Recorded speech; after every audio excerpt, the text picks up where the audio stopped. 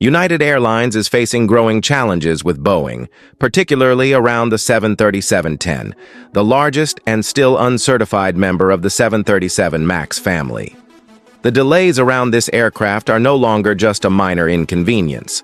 They're creating real pressure on United's fleet strategy, and the airline is being forced to plan for the worst.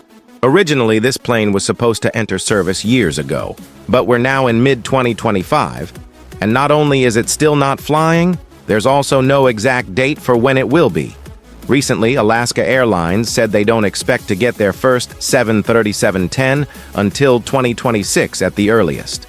But United is now bracing for an even longer delay, estimating delivery in 2027 and possibly as late as 2028. For an airline that has made the 737-10 a key part of its future fleet plans, this is a serious concern.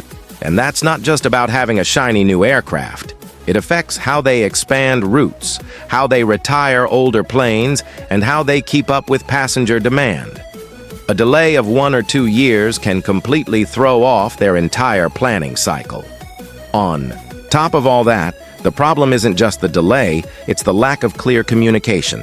Boeing has provided multiple timelines in the past, and each one has fallen through. At this point, United and other airlines aren't just frustrated, they're tired of planning around promises that never become reality. This makes long-term forecasting extremely difficult. If you don't know when your new planes are coming, how can you plan your business? Let's also not forget that the 737 MAX program has already had a turbulent history. From global groundings to safety concerns, the program has struggled to regain full confidence. Even now, there are still 2 versions, including the 737-10, that haven't been approved. That means despite being talked about for years, they're still not part of any active airline fleet, and United has real money tied up in this. The 737-10 isn't just a small experimental aircraft. It has hundreds of orders. It was meant to serve as a more efficient, high-capacity option for many routes across the U.S. and beyond.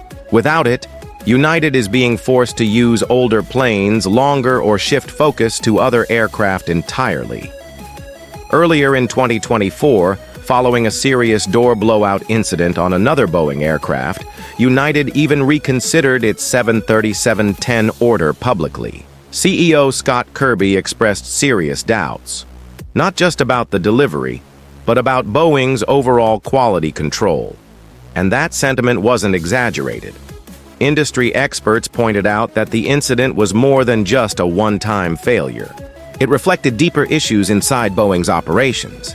Now, United is exploring other options. One of those is turning to Airbus. The A321neo, for example, is already in service and doesn't have the certification delays that Boeing is struggling with. That shift in focus says a lot, especially for a U.S. airline that has long relied on Boeing products. At the core of all this is uncertainty. In aviation, delays are manageable if there's a clear timeline, but when there isn't, when every update is just another promise without action, it becomes much harder to stay on track. For United, every delay means lost opportunities, postponed upgrades, and more competition from airlines that are already flying newer jets. So now the big question is, when will the 737-10 finally arrive? Right now, it's looking like we're still years away. And even then, it depends on certification, production, and whether Boeing can rebuild trust. Whenever that day comes, it'll be a major moment, not just for United, but for the industry as a whole.